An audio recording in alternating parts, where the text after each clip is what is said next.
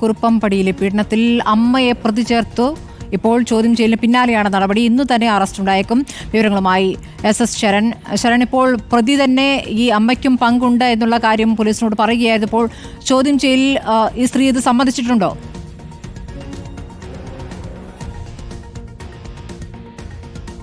സ്മൃതി, അക്കാര്യം സമ്മതിച്ചിട്ടുണ്ടോ എന്നുള്ള കാര്യത്തിൽ വ്യക്തത വരേണ്ടതുണ്ട്. ഏതായാലും നിലവിൽ പോലീസ് പറയുന്നത് അമ്മയെ പ്രതി ചേർത്തിരിക്കുന്നു എന്നുള്ളതാണ്. ഈ കേസുമായി ബന്ധപ്പെട്ട ഏറ്റവും പ്രധാനപ്പെട്ട നീക്കമാണ് ഇപ്പോൾ പോലീസിന്റെ ഭാഗത്തു നിന്ന് ഉണ്ടായിരിക്കുന്നത്. നേരത്തെ തന്നെ അമ്മയുടെ അറിവോട് കൂടിയാണ് 2 വർഷത്തോളം ആൺസുഹൃത്ത് പീഡിപ്പിച്ചത് എന്നുള്ള സംശയമാണ് പോലീസിന് ഉണ്ടായിരുന്നത്. ഇക്കാര്യം തുടക്കത്തിൽ ഇത് സ്ഥിരീകരിക്കുന്നത് പ്രതിയായ ആൺസുഹൃത്തായ ധനേഷിന്റെ മൊഴിയിൽ നിന്നാണ്.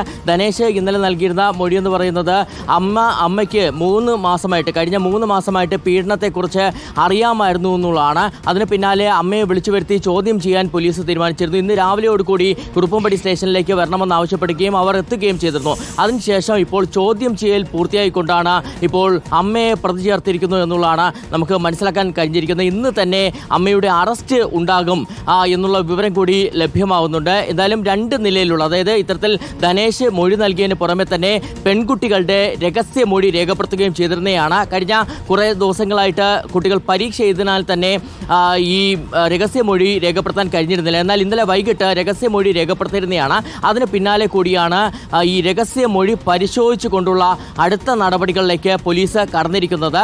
ഇന്ന് തന്നെ അറസ്റ്റ് രേഖപ്പെടുത്തും എന്നുള്ളതാണ് നിലവിൽ മനസ്സിലാക്കാൻ കഴിയുന്നത്.